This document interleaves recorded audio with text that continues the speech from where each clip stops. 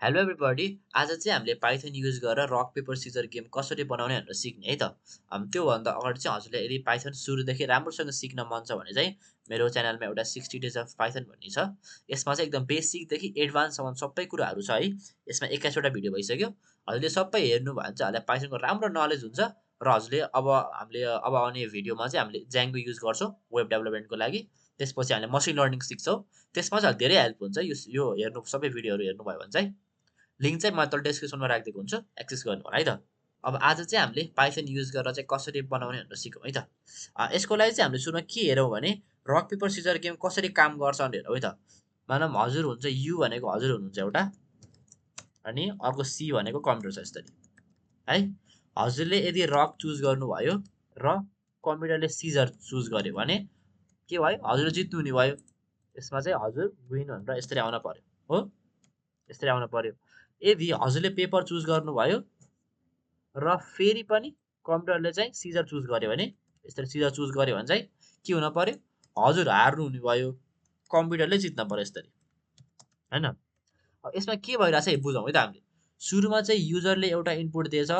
कम्प्युटरले एउटा इनपुट दिएछ अनि त्यो इनपुटलाई प्रोसेस भएछ, यहाँ कम्पेयर गरेछ, त्यसपछि बल्ल आउटपुट आछ। यहाँ पनि त्यही भएछ नि त, पेपर आछ इनपुट आछ, सिजर इनपुट आछ, त्यसपछि पेपरलाई सिजरले जित्यो अनि यहाँ विन आयो यस्तरी। भनेको इनपुट आछ, प्रोसेस भएछ, आउटपुट आछ हैन। अब यसलाई चाहिँ हामीले कसरी बनाउने कसरी इम्प्लिमेन्ट गर्ने भनेर सिकौँ है त। ओके, हामीले अब के लिनु पर्यो, सुरुमा इनपुट लेख्न पर्यो। इनपुट लिनको लागि डिफाइन गरौँ एउटा, यहाँ हामीले टेक इनपुट भन्ने एउटा फङ्सन यसरी बनाऊ है त। यसलाई म अलिकति जुम गरिदिन्छु सजिलो हुन्छ देख्न। टेक अन्डरस्कोर है, टेक अन्डरस्कोर इनपुट भनेको चाहिँ एउटा फङ्सन हो। यो फङ्सनले के गर्छ, यो फङ्सनले चाहिँ युजरबाट इनपुट लिन्छ, युजरबाट र कम्प्युटरबाट दुईवटाबाट इनपुट लिन्छ। कसरी लिन्छ हेरौँ है त। हामीले युजरबाट चाहिँ कसरी लिन्छ अरे भने प्रिन्ट, अब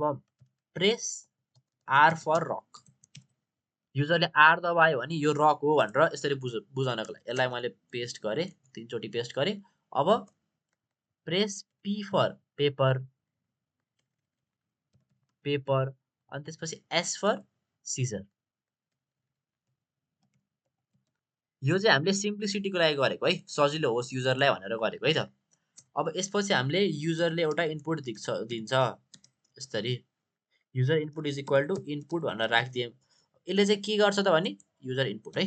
यसले चाहिँ के गर्छ, एउटा इनपुटको लागि कुर्छ यहाँ। अब युजरले के प्रेस गर्छ र बल्ल त्यसपछि प्रोसेस हुन्छ है त। अब यो भयो हाम्रो युजरको साइड, यसलाई मैले कमेन्ट गरिदिन्छु। यो भनेको युजरको भयो होइन, युजर अथवा मान्छे अथवा ह्युमन यसरी होइन। यो भयो, यो कोडहरू चाहिँ मैले गिटहबमा राखिदिएको हुन्छु, अलि एक्सेस गर्नु होला है। अनि अर्को हुन्छ यो चाहिँ हाम्रो बट अथवा कम्प्युटरको, यो भयो हाम्रो युजरको लागि। अब हामीले के गर्नु पर्यो, कम्प्युटरलाई दिन पर्यो। कम्प्युटरलाई कसरी दिने भने हामीले ऱ्यान्डमली दिन पर्यो नि त। हरेकचोटि रकमा चुज गरेर त भएन,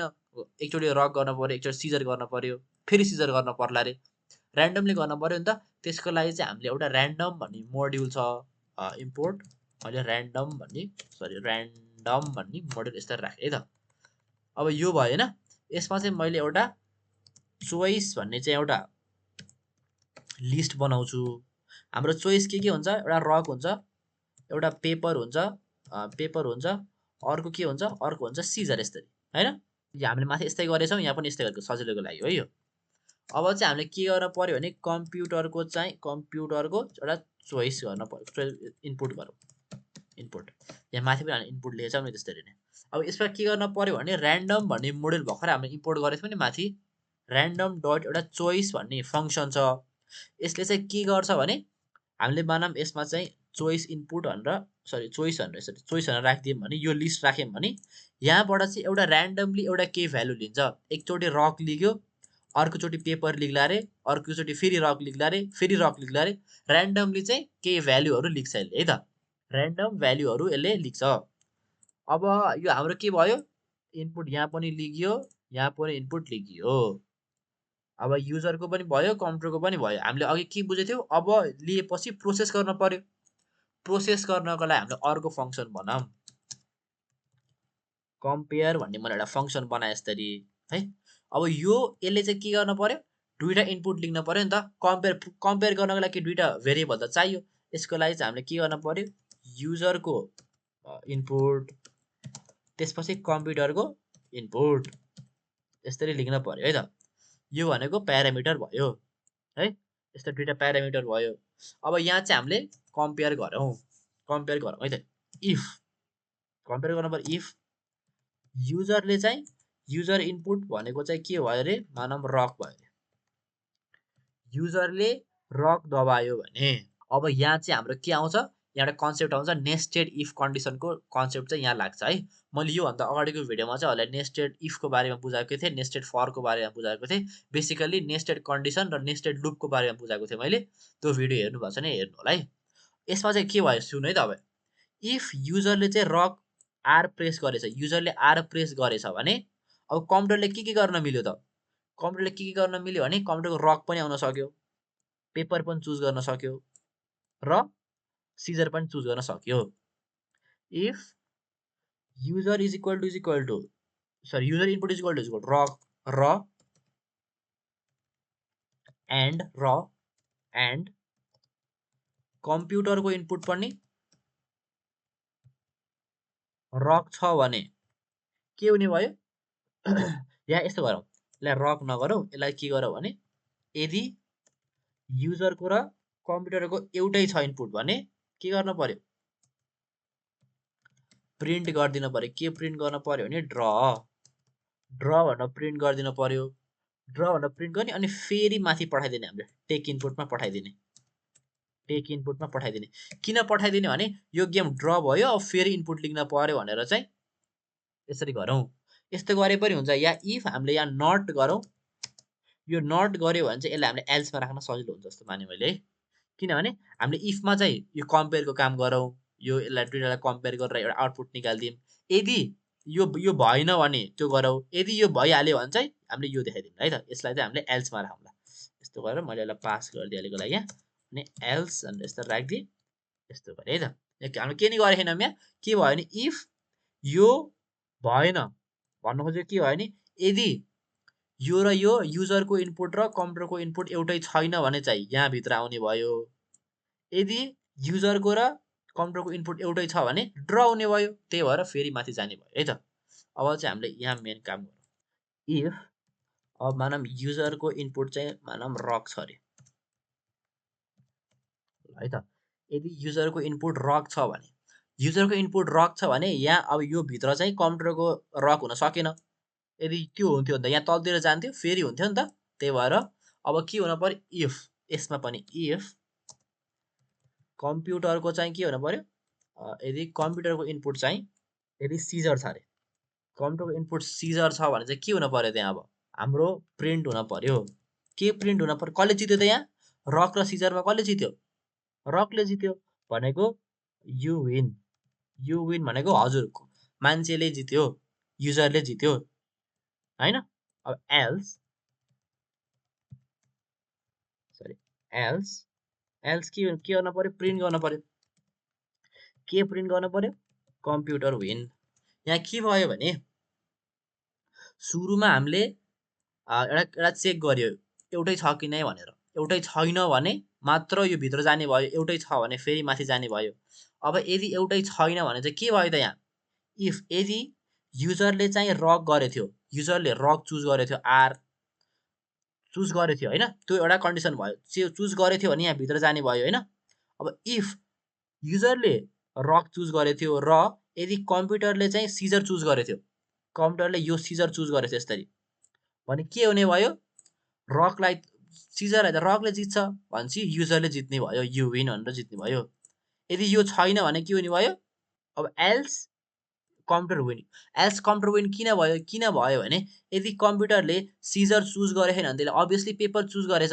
रक चुज गर्न मिलेन नि त सेम त हुन मिलेन भनेपछि एउटा के भयो पेपर भयो भनेपछि केले जित्ने भयो त रकलाई त पेपरले जित्दिन्छ भनेपछि कम्प्युटरले यसरी जित्ने भयो बुझ्नु भएन यो यति त अब हामीले यसमा एलिफ गरौँ एलिफ युजरले चाहिँ के गर्यो युजर इनपुट चाहिँ हाम्रो के छ युजर इनपुट सिजर छ अरे एल्स यदि कम्प्युटरको चाहिँ यदि युजरको चाहिँ सिजर छ र इफ अब युजरले जित्नको लागि युजरले जित्न के गर्नु पर्यो त सिजरलाई केले जित्छ सिजरलाई यदि कम्प्युटरको पेपर छ भने के हुने भयो प्रिन्ट गरौ you win else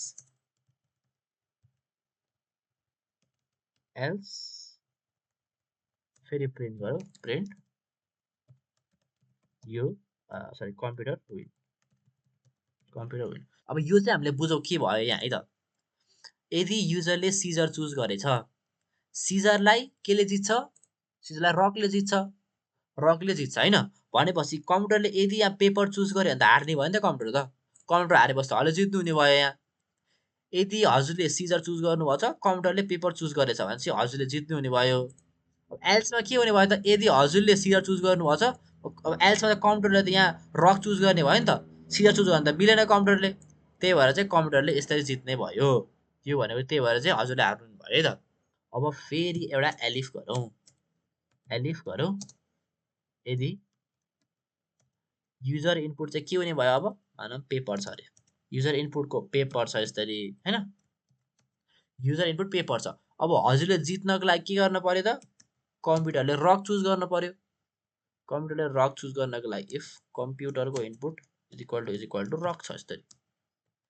sorry rock छ यसरी रक छ भने अब पेपरलाई उसले जित्ने अब के हजुरले जित्ने भयो यहाँ यु विन यसरी होइन else Milam else print computer win अब यसमा नि के भयो भने युजरले यदि पेपर चुज गरेछ र कम्प्युटरले रक चुज गरेछ भने के हुने भयो त रकलाई त पेपरले जितिदिन्छ भने चाहिँ हजुरले जित्नु हुने भयो अब यदि कम्प्युटरले रक चुज गरे छैन भने चाहिँ कम्प्युटरले के चुज गर्ने भयो त सिजर चुज गर्ने भयो पेपर चुज गर्दा मिलेन पेपर चुज गरेर यहाँ तलेर जाने भयो यसरी चाहिँ के भयो हामीले चाहिँ कम्पेयर गर्यौं रक पेपर सिजर कम्पेयर गर्यौं अब चाहिँ के गर्न पर्यो यहाँ चाहिँ यसपछि चाहिँ के गर्न पर्यो भने एउटा फंक्सन कल गरिदिनु पर्यो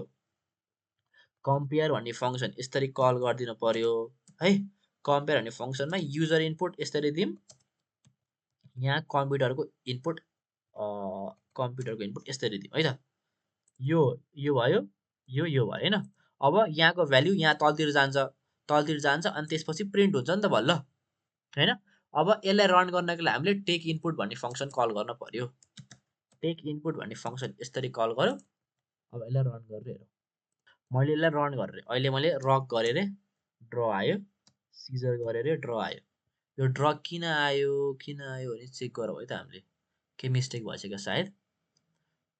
यहाँ हाम्रो मिस्टेक चाहिँ के भएको रहेछ त भने ओके यहाँ एन्ड भएछ यहाँ एन्ड हैन यहाँ इक्वल्स हुन पर्ने है यहाँ इक्वल्स हुन पर्ने है हामीले उ गर्ने हो नि त यदि दुईटा इक्वल छ कि भनेर चेक गर्ने हो नि त हामीले यो र यो इक्वल छ भने त यहाँ तलतिर जान पर्यो यदि छैन भने मात्र भित्र जाने हो नि त अघि यहाँ एन्ड भएछ त्यही भएर मिस्टेक भएको है त अब फेरि रन गरेर हेरौँ त अब यो बेलामा चाहिँ मैले मानम रक चुज गरेर ड्र भयो फेरि पनि मैले सिजर चुज गरेँ फेरि पनि ड्र भयो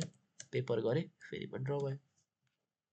अघिको मिस्टेक चाहिँ मैले यहाँ थोरै चेन्ज गरेँ है यहाँ अघि मैले नट इक्वल टु यसरी नट इक्वल टु भनेर लेखेको थिएँ यो भन्दा चाहिँ मैले इफ इट इज नट यतिकै गरेँ मैले नट इक्वल टु भनेको चाहिँ यसरी नै गरेँ मैले यदि युजरको इनपुट र कम्प्युटरको इनपुट एउटै छैन भने मात्र भित्र जा नत्र भए बाहिर जा यसरी गरिदिएँ होइन त्यसपछि चाहिँ मैले यहाँ प्रिन्ट पनि गरिदिएँ है यसलाई देख्नको लागि सजिलो होस् भनेर हामीले के चुज गर्यौँ युजरले के चुज गर्यो र कम्प्युटरले के चुज गर्यो हेर्नको लागि सजिलो होस् भनेर मैले यहाँ प्रिन्ट गरिदिएँ अनि यहाँ चाहिँ थोरै चेन्ज गरेँ मैले अघि यहाँ नट लेखेँ त्यसरी नट इक्वल टु गर्दा चाहिँ के भयो भने यसमा मात्रै नट लाग्यो नट लगाएर प्यारेन्थेसिस लगाएर बल्ल गर्न पर्ने थियो थोरै मिस्टेक गरियो सर त्यसको लागि सो नट गरेर प्यारेन्थेसिस लगाएर गर्न पर्ने थियो त्यो भन्दा चाहिँ हामीलाई यो सजिलो हुन्छ है नट इक्वल टु भन्ने यसरी सजिलो हुन्छ यदि नट इक्वल टु भयो भने चाहिँ यो कोड यसरी रन हुने भयो अब रन गरेर हेरौँ त मानव मैले रक चुज गरेँ यसरी मैले रक चुज गरेँ कम्प्युटरले पनि रक चुज गर्यो मैले मानव पेपर चुज गरेँ है त मैले पेपर चुज गरेँ कम्प्युटरले सिजर चुज गरेँ भने चाहिँ सिजर जित्ने भयो भने चाहिँ कम्प्युटर विन कम्प्युटरले जित्यो है त फेरि रन गरेँ यसलाई मैले अहिले चाहिँ सिजर चुज गरेँ मैले कम्प्युटरले पेपर चुज गरेँ अब मैले यु विन भनेर यसरी आयो फेरि रन गरेँ मैले चाहिँ अहिले पनि फेरि सिजर चुज गरेँ फेरि पनि सिजर चुज गरेँ, कम्प्युटरले फेरि सिजर चुज गर्यो। अब मैले पेपर चुज गरेँ, कम्प्युटरले सिजर चुज गरेँ, मैले जितेँ। यसरी चाहिँ हामीले रक पेपर सिजरको गेम बनाउन सकिन्छ है। यो कोड चाहिँ मैले तल गिटहबमा राखिदिएको हुन्छु, डिस्क्रिप्सनमा हुन्छ है लिङ्क चाहिँ, त्यो एक्सेस गर्नु होला। अघि चाहिँ मैले सानो मिस्टेक गरेँ यहाँ, सर त्यसको लागि चाहिँ नट प्यारेन्थेसिस लगाउन पर्ने थियो, मैले प्यारेन्थेसिस लगाउन बिर्सेछु, त्यही भएर है त। यसरी चाहिँ हामीले रक पेपर सिजरको गेम बनाउन सकिन्छ। यदि हजुरलाई यसमा केही कन्फ्युजन छ भने चाहिँ सोध्नु होला मलाई, मैले चाहिँ हजुरलाई क्लियर गरिदिन्छु कमेन्टबाटै। यदि यो बुझ्नु भएन भने हजुरले यो कन्डिसन के गरेको भनेर बुझ्नु भएन भने चाहिँ सोध्नु होला। अनि यो सबै आजको लागि हामीले यति नै गरौँ। अब आउने दिनमा चाहिँ हामीले अझै अर्को ठुल्ठुलो प्रोजेक्टहरू, जस्तो हामीले अब एसक्युएलसँग कसरी कनेक्ट गर्ने, अनि अटोमेट कसरी गर्ने पाइथन युज गरेर, मसिन लर्निङहरू धेरै कुराहरू आउँदैछ भिडियोहरू चाहिँ। त्यसको लागि चाहिँ हजुरले च्यानल सब्सक्राइब गर्नु होला। भिडियो मन पऱ्यो भने चाहिँ लाइक गर्नु होला। हजुरले यदि यसमा केही कन्फ्युजन छ भने चाहिँ तल मलाई कमेन्टमा लेख्नु है। मलाई कमेन्ट लेख्नु भयो भने चाहिँ मैले हजुरलाई राम्रोसँग क्लियरली चाहिँ कमेन्टको रिप्लाई दिन्छु है त। Thank you for watching. Okay, good by.